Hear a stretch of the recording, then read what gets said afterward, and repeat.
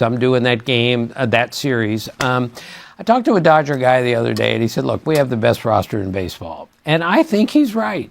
And he said, we just haven't played very well. If they can find the mistakes that they made along the way and fix them and take the leftover starters that they have, Emmett Sheehan and Roki Sasaki, and use them out of the bullpen to fix that problem, I still think this is an exceptionally good team if they play to the roster potential that they have. Am I giving the Dodgers too much credit, Buster? No, I think you're giving the exact credit that they deserve and they've earned. As one general manager said to me, when the postseason hits, it's like the Dodgers' DNA will kick in.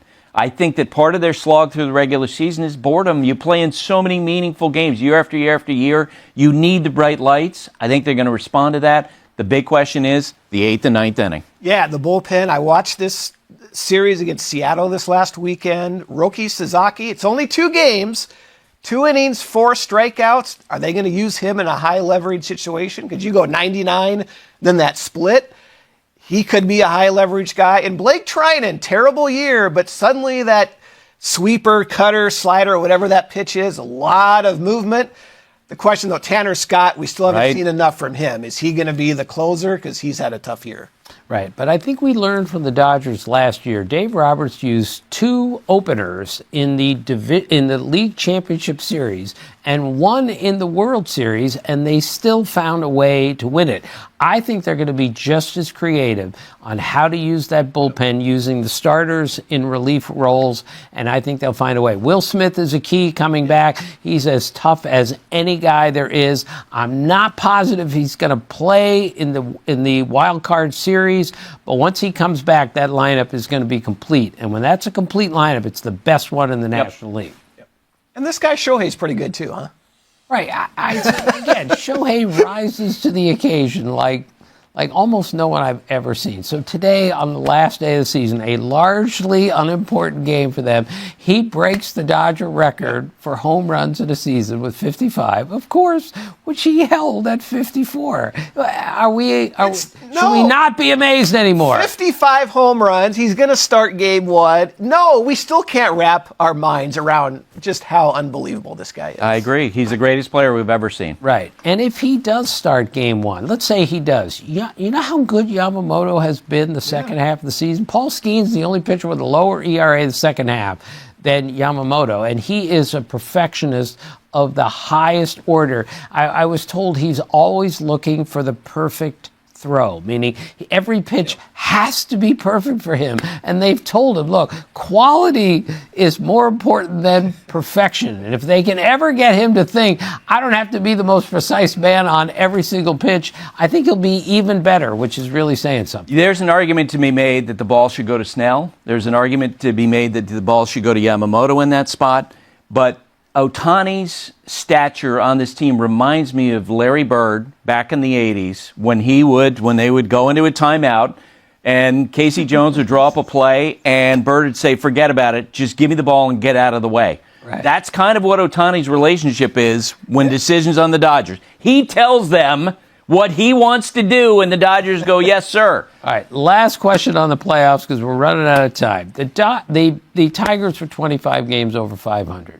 And they barely made the playoffs. I'm voting, and I don't think you should be telling everyone who you're going to vote for because that takes away from the drama of the middle of November when the announcement is made. Am I wrong about this? Dave, can I tell you something? Tim hasn't told me who he's voting for. He's voting for Shohei Ohtani. We know, right? Yeah. There's one guy who's ever won 2 unanimous MVPs, and I think he's going to win number 3 unanimously. All right, so don't say it, Tim. You got to keep it. Don't say it. We're not saying it. I'm just telling Dave he's voting for Ohtani because he's such a great offensive player and he's such a great pitcher. All right, 54 homers for Kyle Schwarber. Yep. Unquestioned leader, maybe the best leader in baseball on the second best team in the major leagues. Does anybody vote for Kyle Schwarber? It's okay to say no. Yeah, no. In some years, yes, but when it's 2 guys who are DHs and Ohtani's numbers are just a little better and he pitched, I don't see how you can vote for Schwarber, as important as he was to the Phillies. Well, and we know, too, I mean, Kyle is a great teammate. He's a leader of that franchise. There's an argument to be made that right now the Phillies are the best team coming out of the regular season in baseball. He might get a sprinkling of votes, 1 or 2 first-place votes, but I mean, Ohtani's going to win overwhelmingly. So a guy in part because of Tim's support. Yes. A guy with the Dodgers told me, he just shook his head and he goes, I can't believe how good this guy is. He says every day he comes to the clubhouse, he is there to be the greatest player that we've ever seen, meaning his preparation, that every day he shows up, he's designed to be the best I can possibly be today. Let's face it, there are other guys who show up and maybe they're not ready to be the best player on the field today. This guy is always ready, and that is his secret. Does that sound right? Yeah, look, as a kid, we grew up, you're reading about Babe Ruth and Ty Cobb and Lou Gehrig and Ted Williams, and you wondered, what was it like to watch those guys play? We've been able to watch a guy who's, in my opinion, better than those guys. As you said, Buster, he's the greatest baseball player ever. And it's not even close. And you love to hear the stories about his devotion to the game. He's not a superstar who's distracted by doing this or doing that. Everybody who plays with him says that he cares about baseball more than any. He just, as you said, shows up early every day, does his work, gets prepared. It's why he's earned the right to tell the Dodgers what he wants to do on a given day. I read a lead about a month ago, 3 weeks ago, whatever. Shohei Ohtani pitched 5 no-hit innings in a game in which he hit his 50th home. Just think about those two sentences going together. No one's ever had those two sentences put together quite like him. All right, we've gotten all the way through, and we haven't even talked about the best team in baseball right now, at least the team with the best record.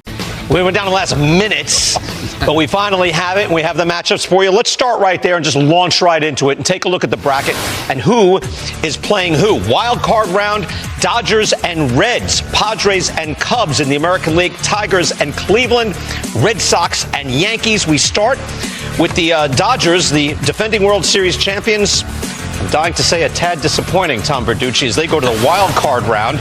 Focus on the matchup first. Runs per game. Look at the Dodgers, second in all of baseball. Hitting, second in all of baseball. Top 5 starting pitcher ERA. DRS, by the way, is defensive runs saved. Dodgers are a better defensive club. Base running runs, Reds with Ellie De La Cruz run a little better. Tom, thoughts on the Dodgers, given that normally they do not have to mess with the hoi polloi. They don't have to dabble with the wild card round. They're used to winning their division and waiting for a week. Yeah, just the second time in the last decade they don't have the bye getting into the DS. But when you look at those numbers, season numbers, I look at what are you doing lately? And they're a different team lately because of their starting pitching. They've got Ohtani throwing the ball great. They've got Blake Snell throwing the ball great. Tyler Glasnow. They're in a really good position. So for me, it's about Ohtani. First time we get to see him as a pitcher in the postseason, of course, still going to hit as well. And when I saw him last time out against Arizona, wow. I mean, he was pitching off his fastball for the most I've seen him in a long time. He was hitting 99 in the 6th inning, averaging 99 in the 6th inning, held his stuff, went to 91 pitches, fully operational for postseason baseball. It's not like there's governors on him giving the ball and, we're going to have to get him out after 3 or 4 innings. No. And we know what he does offensively. We're in for a treat. First time we get to see the Babe Ruth of our generation, both sides of the baseball, in the postseason. That is unbelievable. Just as you're looking at it, you're looking at 47 quality innings, and he was limited to that. And he's slugging .622. I mean, we never thought this was possible. Reds did win 8 of 11 to grab the 6th seed. Again, the Mets are another topic, obviously, but the Reds did win a bunch to get there. Thoughts on their chances against what we know is a very loaded #1 payroll Dodgers club? Well, let's just say it's a 3-game set. I like that for the Reds' favor. If this series goes longer, I think the talent might play out like we see. But for right now, you're talking about Hunter Green. Lodolo was excellent in his last start, and Andrew Abbott are probably the 3 starters they're going to face. These guys can walk out to any major league game and show up and put the Dodgers in a tough situation. Look, the Reds obviously have gotten some big arms down there. Pagan's pitched great down the stretch. Ashcraft in that bullpen with others. They're formidable. Tito Francona, Mike Napoli, I know very well in that clubhouse. These guys are believing and made a run. They've got nothing to lose. You make a great point that I would have just skipped right over, is just because it's not a knockout round doesn't mean it's a short series. And that, like all these teams toward the top, anybody can beat anybody. We're going to make predictions later. I'm essentially throwing a dart at a dartboard. That's right. But we don't know. This from the Dodgers, by the way. Clayton Kershaw, who pitched on the final day of the regular season on Sunday, will not be on the Dodgers wild card roster. So he made his normal start today. He's had a good season, Tom. He's just edged out Really numbers good game. season. Yeah, he's not going to start, obviously. It's a short series, as Jake said. I mean, longer series, maybe he's back on the roster. I'm curious. I thought maybe there'd be a spot for him in the bullpen. I mean, you don't tend to have a long guy in a wild card round, so... But when you look at their bullpen here, this is a different kind of bullpen for Dave Roberts. I'm not sure what his end game is. Probably Vesia, to me, is the most valuable guy for him late in the game, especially because you want Ellie De La Cruz on the other side of the plate. You want the lefty there.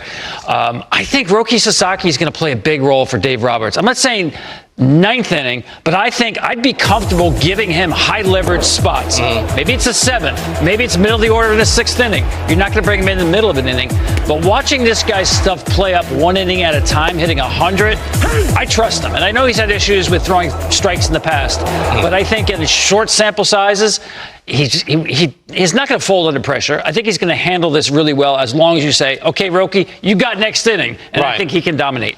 They could have Tyler Glasnow and Emmett Sheehan in long relief, which might protect those elite relievers that they'd hoped would be great that weren't this year. But yeah, we got a glimpse of that when it was like a whole bunch of starters in there, including Kershaw, start the other day. Not start, but coming out of the bullpen and just give them length. Yeah, this is the one question for the Dodgers for me is if you've watched them play this last week, you haven't known who's throwing the ninth inning. They don't have a closer. That is not the ideal way to walk into the postseason. Glasnow and Sheehan, what kind of role do they play? Here's what I'll say. Leaving Clayton Kershaw off this roster, I think it does something emotionally to the team that I don't like. Clayton Kershaw 11-2 with a 3.3-something ERA this year. Swing and miss still in there. For me, emotionally, I would have had him on my roster. I think it does something to the rest of the bullpen if he has his cleats on down there. Probably not going to pitch. We understand.